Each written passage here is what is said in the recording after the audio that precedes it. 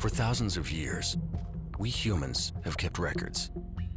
We've used pebbles, notched sticks, and knotted cords. We've preserved our stories and records on stone tablets and parchment scrolls. Many records survive to this day. The invention of the printing press resulted in a massive proliferation of written texts containing ideas that changed the world. They too still survive. In the early 20th century came automated methods to create, store, and retrieve information. Not only on paper, but in new ways, such as film and microfiche. Today, nearly all our information is created in or converted to a computerized digital format. This makes information simple to access, manipulate, share, and store. And there is no lack of storage for today's flood of information. For many purposes, digital storage capacity can be thought of as infinite.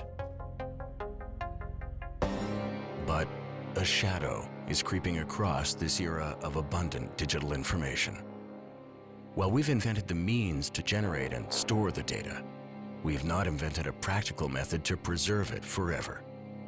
Computer-generated data degrades over time. Data can also be lost when disks and other storage devices age or become corrupted. If computer users don't back up their digital data, they risk losing it all. The devices to read data become obsolete after a few years.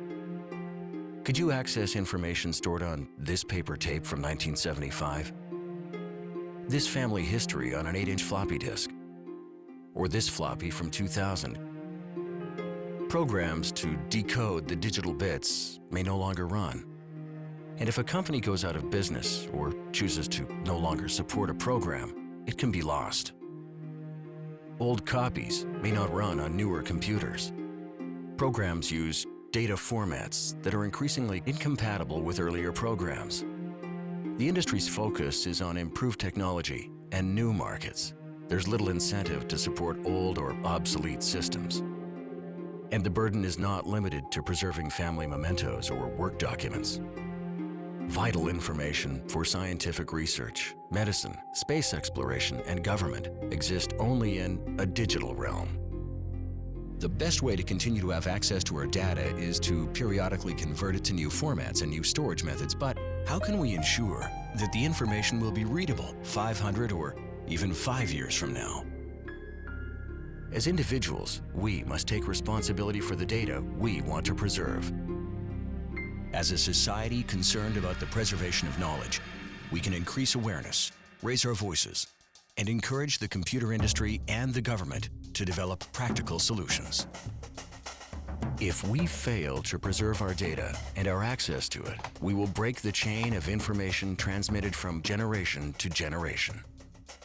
Instead of priceless information about our culture and vital knowledge from a century of unprecedented invention, we'll leave a legacy of broken machines, mute artifacts, and mysteries about the past.